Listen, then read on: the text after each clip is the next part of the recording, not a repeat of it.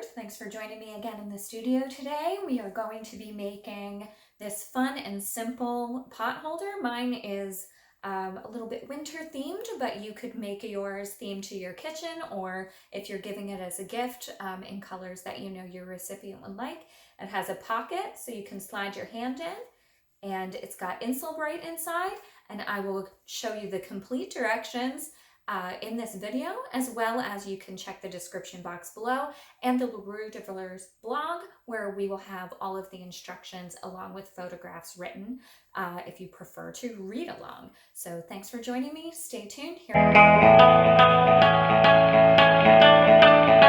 For today's project, you will need several coordinating prints. I have a older cotton and steel snow globe pattern, snowflake pattern from Barnatex, and this beautiful all-season plaid that is from RJR Fabrics. Each of these is a little bit older. You may not be able to find them, but I think you could find something similar if you wanted to do a seasonal look. That would also be able to be out like the majority of winter, I would say, for this selection. Or you can go with non-seasonal prints that match your kitchen or the kitchen of the person you're gifting to. In addition to your cotton fabrics, you will also need some 9x9 squares of batting. I like to use warm and natural, so that's what I have here. And these are offcuts from larger quilts, so that's a non-waste thing that you can do with some of your leftovers. As well as you'll need specialty INSULBRIGHT batting, which has a fleece and this heat-resistant coating. And you can read the directions on the INSULBRIGHT as to which way you need to face this, but you basically want to face it outward from where you're going to put your hand, and I'll show that to you in a later step. But this also just helps reflect heat away from your hand. And so in addition to the fleece and the cotton batting, your hand stays nice and protected from getting things in and out of the oven. Okay, and now let's get to cutting the wrist. I've decided to go with the snow globe print for my large pocket that will be on the back, since this is a feature element, and I have cut off of that a 2.5-inch strip for accents. So I have 2 of those, and I have a front and back of my pocket here, so that when you slip your hand in, it's got a nice finished edge, and I'll show you that in one of the next steps, how we're going to top stitch it. The instructions for cutting will be listed down below so that you can check that out, as well as available on my blog, where I will be doing a written version of this lesson if you prefer to read along. So I like to begin, here I have I'm not exactly sure, probably about a fat quarter's worth. And this whole project just requires a few fat quarters, and you can make a 2-piece set or possibly a 4-piece set from just 3 fat quarters. So I think that's really economical. And I'm just going to trim mine up here, all of the raw edges, and take off the edging, the selvage. We don't need that. And then I am just going to cut down into the sized pieces. So this is going to be my backing fabric that will be inside behind the pocket, as well as I need a few strips for on the front to make everything coordinate. So I'm first going to come out and trim to 9 inches.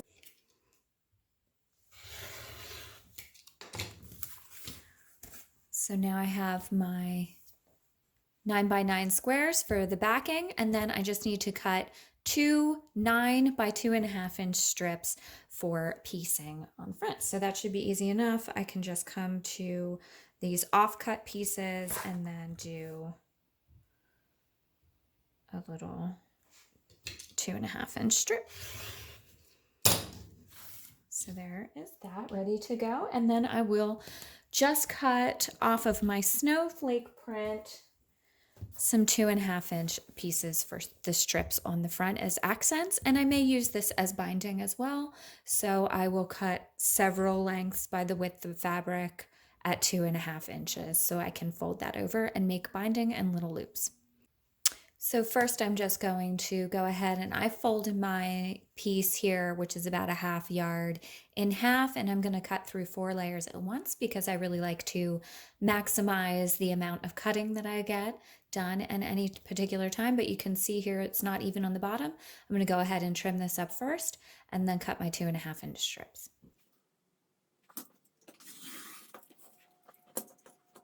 So I'm just lining up my ruler with the grid on the mat and making a nice decisive cut through the layers.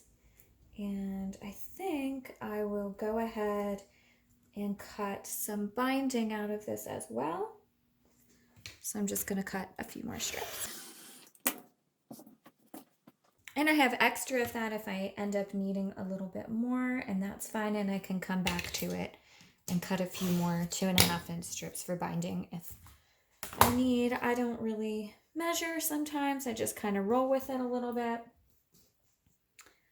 And so for this one, I really only need 2x9 strips for accents on the front of my sets, but I'm going to do 2 sets, so I need 4 pieces. So that's how I'm going to do that. I'm just going to line them up and give them a trim. Now I have the amount of pieces that I need to sew together, so I will lay it out for you in what it would look like. So we need 1 piece of the snowflake print or whatever accent print you're choosing.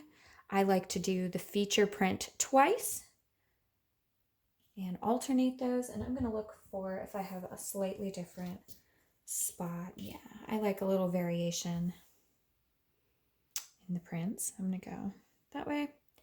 And then I have one of these.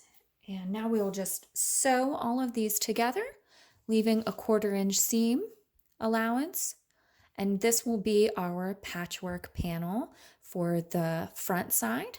And then I will show you how to do the pockets. So let's go over to the sewing machine. Okay, I'm just going to go ahead and overlap my pieces here, right sides together. And I'm going to go ahead and put them through my machine. You can pin if you want to, but I don't find that to be necessary with these small pieces. And I'm just going to go ahead and sew a 1/4 inch seam on the side, one side. If you have directional fabric, you may want to be a little bit more particular about that.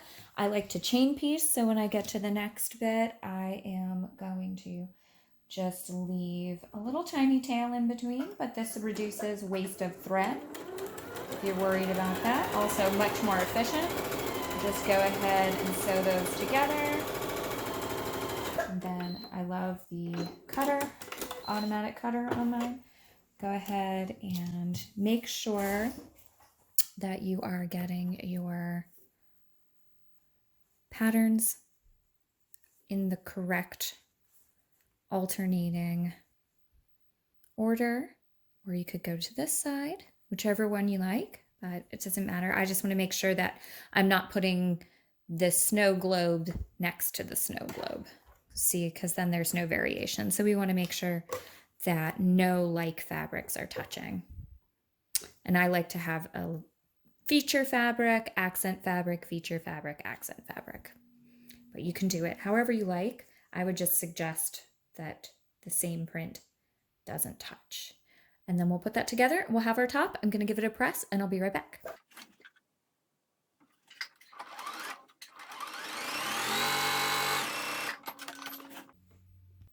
And here you have our top panel.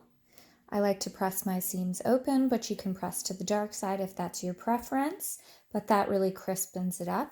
And now we are going to go ahead and top stitch that down to our batting and INSULBRIGHT and make our little quilt sandwich. And then we will work on completing our... Okay, so to make our quilt sandwich, we will need our 9x9 square of INSULBRIGHT, our 9x9 square of cotton batting, and we want to layer those on top of each other lining up all of the edges as best we can. We will do a little trimming at the end because things will shift, but just do your best. And then since we want the INSULBRIGHT to be on the outside and our pocket will be going back here, we are going to put our backing fabric on the wrong sides together on top of our cotton batting layer. And then on this side with the INSULBRIGHT, we are going to put our pieced panel upright with wrong sides together there. And I'm going to go ahead and put a few pins, and then we will quilt down our seams to hold all of the layers together. And you can go around the outside too, which helps prevent shifting. But here's how it is. So you would like to have you need to have the pieced panel facing up, touching the INSULBRIGHT batting with the shiny side up. Then we have our layer of cotton batting, and then we have our layer of backing fabric, wrong side touching the cotton batting, printed side up, okay? And then tack it together with a few pins and we will quilt it all together.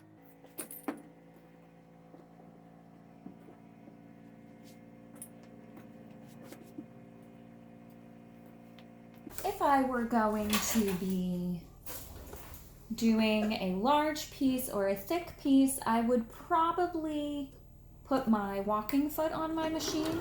But since this is just a pretty small, controllable thing to quilt, I'm not going to worry about it, but that's your personal preference. And I'm just going to quilt on either side of my seam allowance, just using a spot on my foot to guide the distance, not really measuring in very specifically, just kind of using a line on the sewing foot there to be my guide. And that's kind of the way that I prefer to work. You get nice even distance there. And just remove any pins as you come up to them.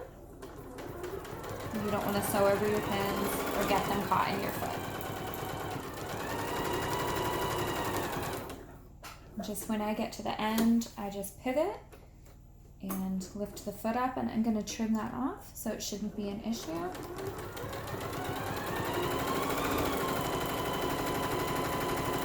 Just guide it through your machine. And last one.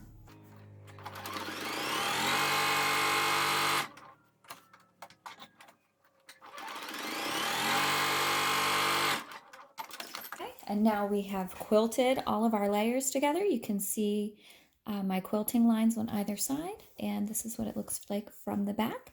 Now we'll go ahead and trim up all of this little bit of stuff that shifted and that hangs over the edge, and then we'll get to adding our pocket. Oh, one more thing I would like to say is I am going to go ahead and stitch down either side really close, just so that when I go to trim, it doesn't shift a bunch or catch on the edges, and then when I go to bind, it's already held down and I don't have to worry about the fabric slipping. So that might be a good idea, but you don't have to worry so much. And I'm going to get pretty close, probably like 1/8 of an inch away from that edge, and then we will trim her up.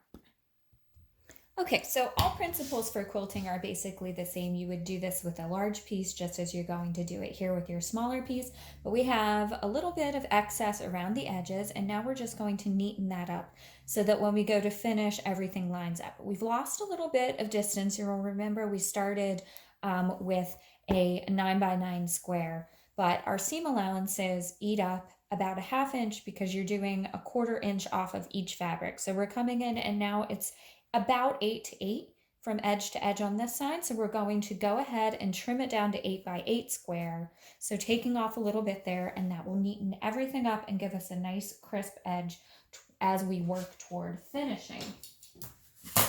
So once again, just go ahead and line up with your grid and trim nice and straight, getting rid of anything that has kind of gone off square.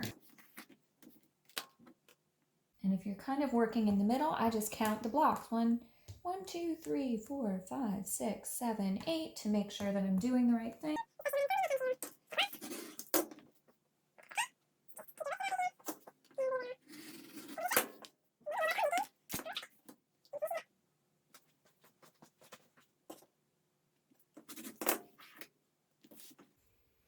Nice and neat.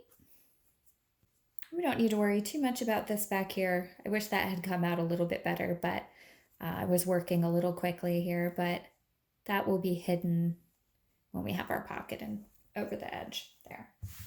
So to make the pocket, because I've chosen the globe fabric and I don't want to waste all of that feature, I'm going to go ahead and line it with this. So we will put right sides together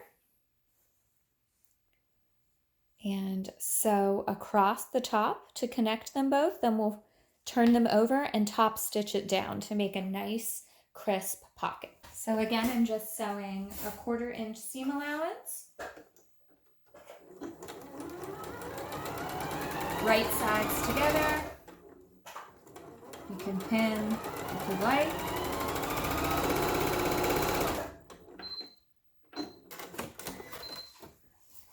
Then I'm going to open it up, fold it over, go to my machine and give it a press and come back and do a 1/4 inch top stitching. So I've gone ahead and pressed. So now you can see that both fabrics are facing out. This will be the interior of the pocket, and this will be the really fun exterior. If you have a shop, this is the point, or if you have a personal tag, where I would add the tag as we do our little top stitching. So I am going to come down about maybe an 1/8 inch from the top, go across, and then I'm going to come back across again and catch the bottom of my tag to sew it in place. So again, I'm just kind of using what is naturally on my machine foot here as my guide. When I get up to this spot in the fabric where I think it will be really nice to add the tag, I'm just going to go ahead and set that in place and stitch down the one side. Go ahead and spin it around and come back the other way.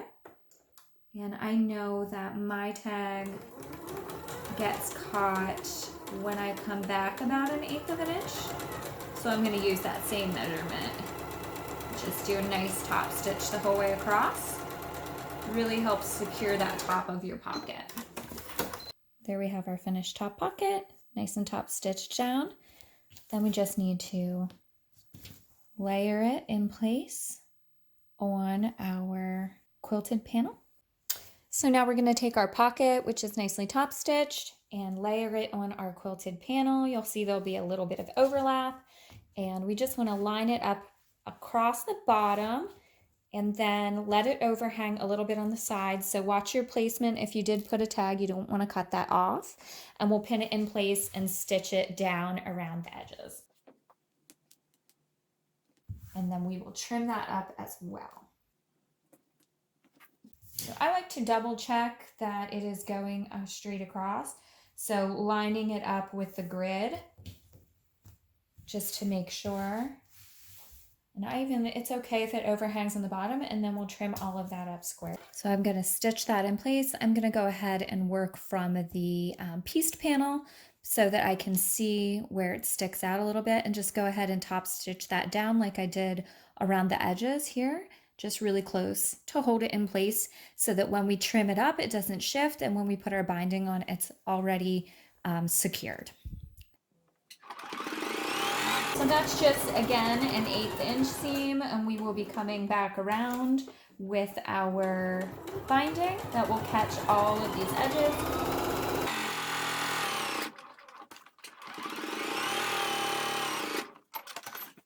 There, it's all stitched down. Here's what it looks like from the back. And now we'll just trim that up and get ready to do our binding. Okay, I've trimmed my pocket the whole way up, all around the edges, and now I'm going to get ready to make the binding. For that, for measuring, this is 1 width of fabric by 2.5 inches. And as you can see, this is my very precise way of measuring. I just kind of lay it out over, giving myself a little bit of room to make the folds, go all the way around.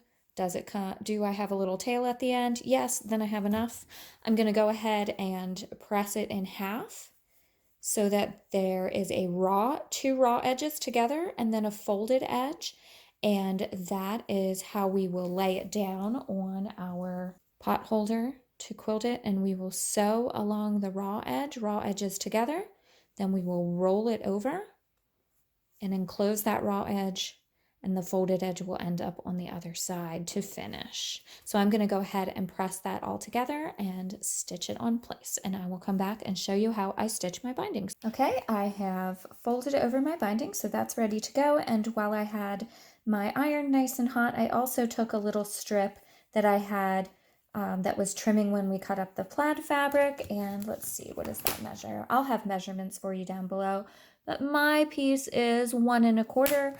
I fold that in half, and then I fold each edge in toward the center, and then I fold that over, and I will top stitch this down, and then we will add it on as a little hanging loop to our pot holder at the top. So we want to have this ready so that we can sew it in place when we're doing our binding. So that's an important step to note, that you want to get this ready at the same time as your binding so you can add it in. So I'm going to go ahead and top stitch that down, and then I will come back and show you how we're going to do our binding.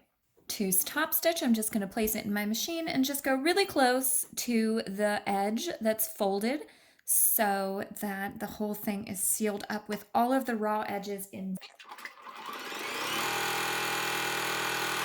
There we go. And I'm going to add my loop. I just fold it in half, give it a little crimp, and then I will pin it in place in the center. So kind of using my quilting as a guide there, right there, and I will pin it in place. So now that we have that ready to go, all we need to do is bind. So I like to leave a little bit of a tail here to work with. So I am going to start about here, leaving myself this little, I bet that's about 2 to 2.5 inches to work with to finish. So I'll show you how to miter that seam close so you don't have a bunch of bulk there. We're also going to miter our corners. So we'll sew from our starting point down here to the corner, leaving a 1/4 inch seam allowance, and then we will fold the tail up, lining it up with the edge of our fabric here, and then fold down before we continue on sewing down this edge.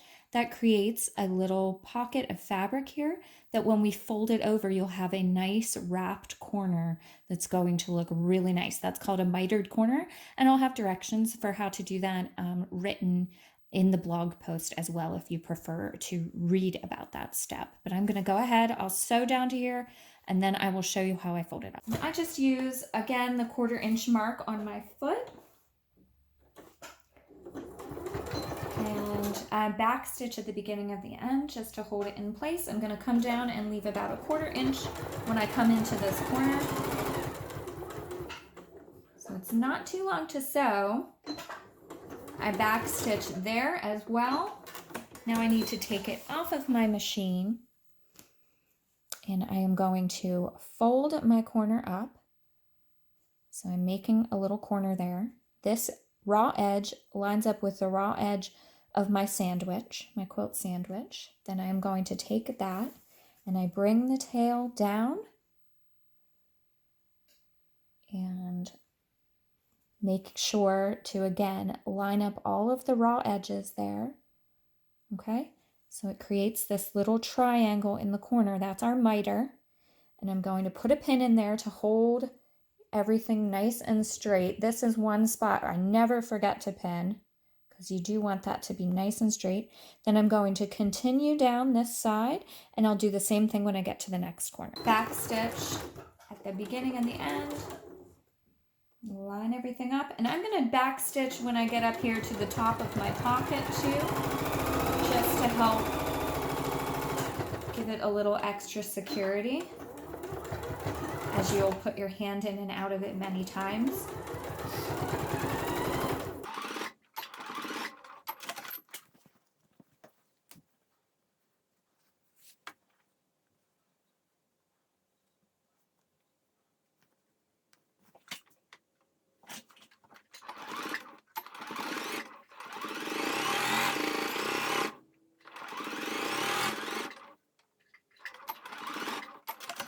Now I've come around to my last corner and I need to leave myself a bit of fabric to work with.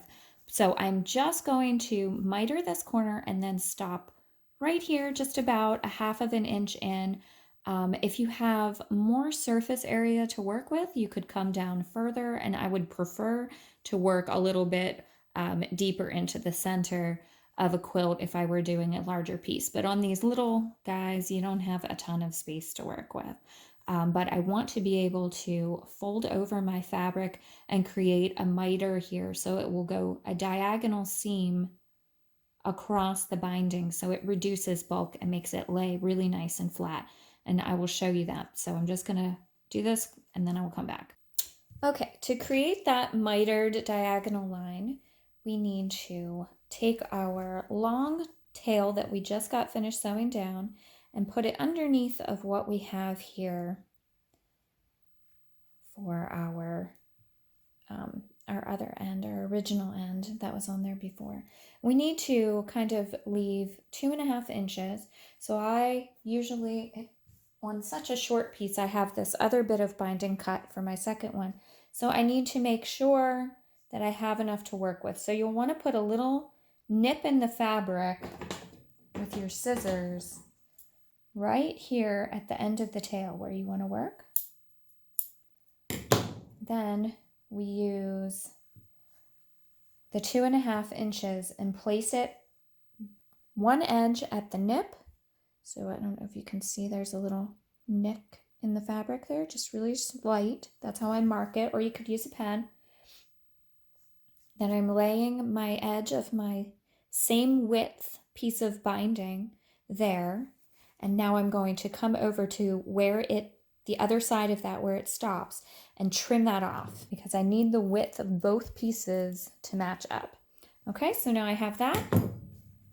Now I'm going to open my binding up and I'm using that little notch as my top corner. And I want to open my binding up on the other side, and you're putting right sides together, lining up the corners, this edge, the 2.5 inch edge, to line up to the other corner so that it makes a V in your strip of fabric. It's a little hard to see. See the V there? Okay, so it's going the long edge where the notch was, across with the short edge here, making a V, and then we'll sew from here, from the notched corner, up here at the top, the notch, diagonally across, down to this bottom corner over here. And that will create the V seam where it overlaps on a diagonal. Okay, so I'm sewing from the notch to the other corner. It helps if you hold it in place. It's a little hard to understand on such a small scale. And so I do think I have a little quick binding tutorial on the channel. I'll link it below. And then I'm just sewing across that diagonal from corner to corner.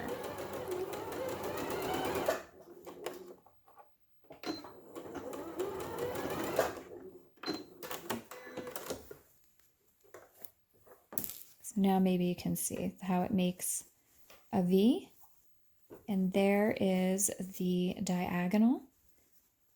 We have these corners now that we can cut off, and then we will just sew that down. So I just trim it about 1/4 inch. Kind of finger press that down so it's flat. Finish sewing this closed. Then I'm going to take it over to the ironing board and go ahead and press this to the other side. You can see our nice mitered corners taking shape there too. and roll it around, and then I'll show you how we tuck those miters together.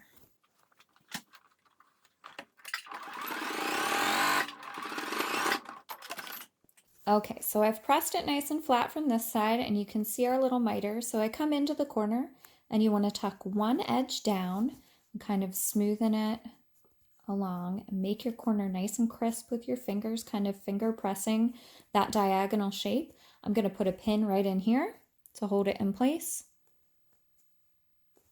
And then I'm going to take the other side and tuck all of these little threadedy-doos down. And I'm going to bring that corner down, right, lining them up right there. And I'm going to put a pin coming this way so that as I sew down right there along the edge, I can just slide that pin out as I work. And that will hold your miter corner in place. I like to go a little bit beyond that corner there just to help give it a little tack extra. So I'll sew actually down and past the corner and then back stitch to where I want to hit coming this direction. And then I'll also do that in this corner. I just feel like it helps hold that fold in place a little bit better. Okay, so now all we need to do is top stitch everything down as you come into the corners. Like I said, I go over it a little bit, back stitch, slide this pin out when you get to it, go over this a little back stitch, and just work your way until you've made the complete circle. Make sure to go ahead and pull your hang tag, your little hanging loop out and up so that it will hang off of the end there too, okay? You don't want to catch that the wrong direction. I'm just going to use the edge of my foot as a guide again.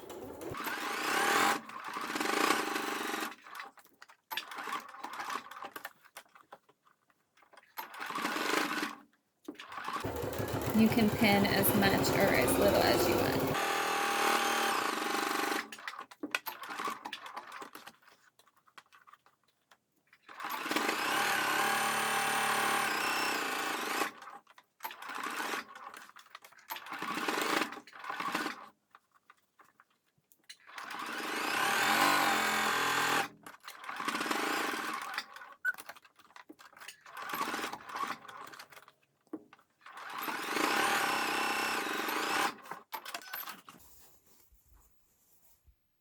There you have it. And then I would just kind of trim up any little threads that are hanging off. We have a nice little pocket in the back. Beautiful. Now all you have to do is make number 2. Thanks for joining me today, friends. Stay creative. Remember, everything written directions will be up on the LaRue de Fleur blog, so you can check it out there too, as well as check the description box below for all of your cutting instructions.